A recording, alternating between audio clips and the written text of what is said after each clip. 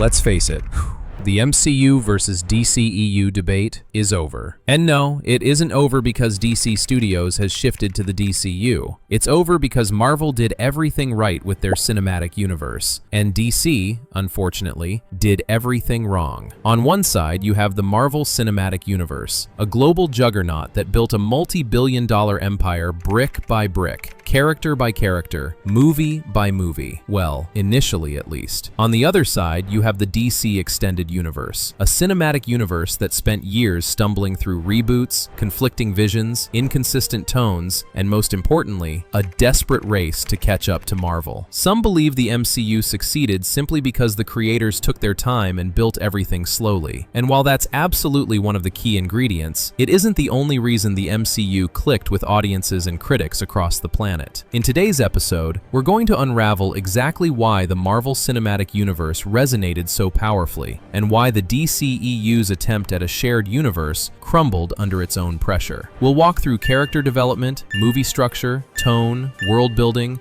creative freedom, audience trust, and more. So stick around until the end as we uncover, piece by piece, why the MCU works and the DCEU sucks. And before we begin, make sure to subscribe to Silver Screen Hero if you want more Marvel and DC videos like this in the future. The foundation. Marvel's biggest secret formula is also their simplest. Build the cinematic universe one great movie at a time. When Iron Man released in 2008, it wasn't designed to compete with anyone. It wasn't built to launch a giant interconnected universe. It wasn't made to force crossovers or set up some massive crossover event. It was simply a risky, character-driven movie built during a time when audiences weren't exactly rushing to theaters for superhero stories. And yet, here's what made it work: a clear character arc, grounded stakes, a confident, self-contained tone, and just a tiny, tasteful hint at something bigger. Marvel followed this exact formula with Captain America: The First Avenger, Thor, and even The Incredible Hulk. Each one was designed as its own complete story, beginning, middle, and end, with character journeys that made sense. And all the while, they planted seeds, small threads, subtle teases, nothing loud, nothing desperate. By the time the Avengers assembled in 2012, the audience already knew Tony Stark, Steve Rogers, Thor, Bruce Banner, and Natasha Romanoff. We understood their beliefs, their personalities, their moral codes, their internal struggles, and their motivations. So when they finally met, clashed, and teamed up, the payoff felt earned. Now compare this to the DCEU, which did the exact opposite, and it backfired. Instead of building a universe, Warner Brothers tried to reverse engineer one. The moment Marvel exploded, DC panicked. They didn't focus on crafting their own identity. Instead, they scrambled to grab a seat on the superhero blockbuster train, by hook or by crook. Man of Steel suddenly became the foundation of an entire universe, even though it was absolutely never intended to be that. And then, just one movie later, DC jumped straight into Batman vs. Superman, without introducing Batman, without introducing Lex Luthor, without establishing this version of Gotham or Metropolis. The result? A story packed with characters audiences had zero emotional investment in. It was like skipping to the final chapter of a book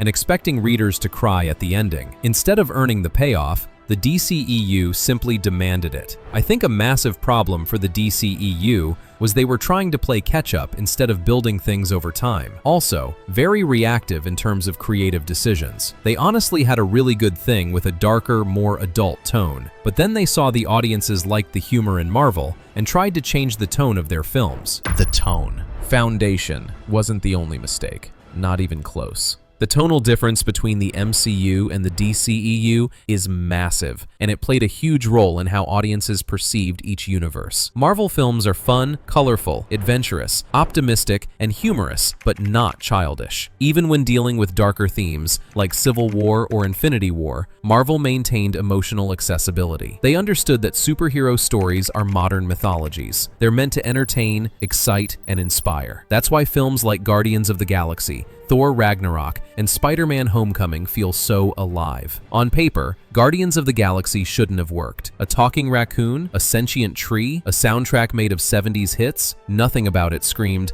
guaranteed blockbuster. But James Gunn leaned fully into humor and heart, the two pillars of Marvel's identity. Thor Ragnarok reinvented a character who desperately needed a fresh take. Spider-Man: Homecoming delivered a Peter Parker who felt real, grounded, and profoundly likable. All different movies, all different vibes, but they share one emotional thread: warmth, personality, trust. Marvel built trust with their audience. Viewers knew that each film, no matter how different, would deliver fun, stakes, sincerity, and charm. That's mainly because Marvel tried to make a serious Thor in his last two movies, and it didn't work. They changed up his formula, and now we got a much more entertaining Thor who has better chemistry with the other characters, specifically Bruce, Hulk, Loki, and Valkyrie. Now let's compare that to the DCEU. Darkness isn't the problem. The Dark Knight trilogy proved a dark tone can work beautifully when it matches the character, theme, and director's vision. But after that trilogy's success, DC began treating darkness like a brand identity rather than a creative choice. Instead of using shadows and grit to elevate a story, the DCEU used it as an aesthetic, even when it didn't fit the characters. Man of Steel reimagined Superman, a symbol of hope, as lonely, isolated, and emotionally muted. Batman vs. Superman doubled down with bleak visuals, oppressive mood, and an atmosphere so heavy it smothered the character arcs underneath. This led to the DCEU's biggest tonal flaw: emotional inaccessibility. Marvel invites the audience in. The DCEU often pushed them away. In my opinion, the DCEU movies with the most weight and substance have been Man of Steel, Batman vs. Superman, Wonder Woman, and Zack Snyder's Justice League. For some reason, while I can appreciate the lighter fare in the MCU, it doesn't go over well with me for the DC characters. Character development.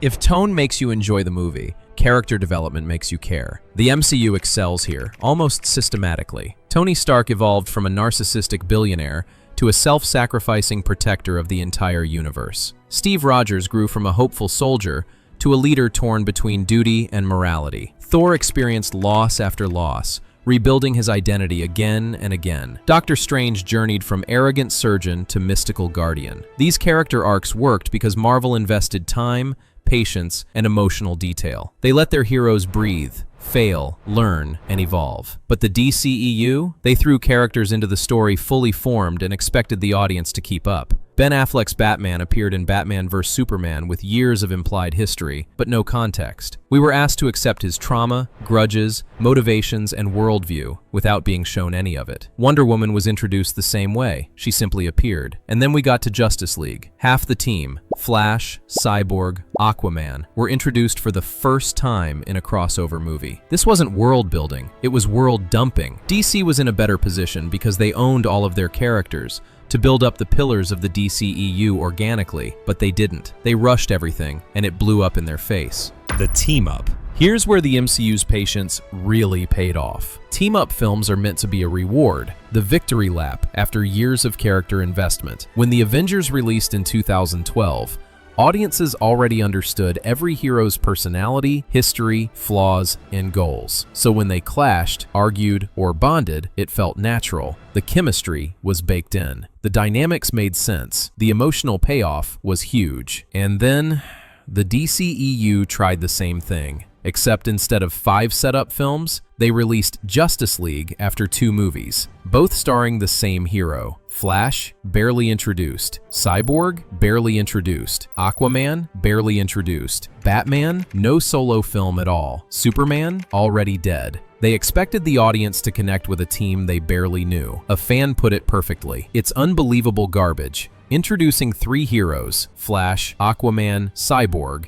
in one movie was not a good idea. These characters are poorly fleshed out. The desire to pump out a Justice League movie without the well-thought-out, meticulous, ingenious, and patient universe and character building of the MCU meant that Justice League was an inferior, botched job. At the end of the day, the MCU succeeded because it respected the fundamentals of storytelling, a consistent tone, strong, evolving characters, steady world building, earned emotional stakes, and patience. Lots of patience. Marvel earned its big moments because it took the time to build trust with its audience. Meanwhile, the DCEU wanted MCU-level impact without laying the groundwork. They tried to force emotional payoffs without earning it, and the whole universe collapsed under the weight of its own shortcuts. The MCU didn't succeed because it was Marvel. It succeeded because it understood its audience. And the DCEU didn't fail because it was DC. It failed because it ignored the basics. That's all for today. Why do you think the MCU works while the DCEU doesn't? Let me know your thoughts in the comments below. While you're there, make sure to hit the like button, subscribe to Silver Screen Hero, and check out the next video right here.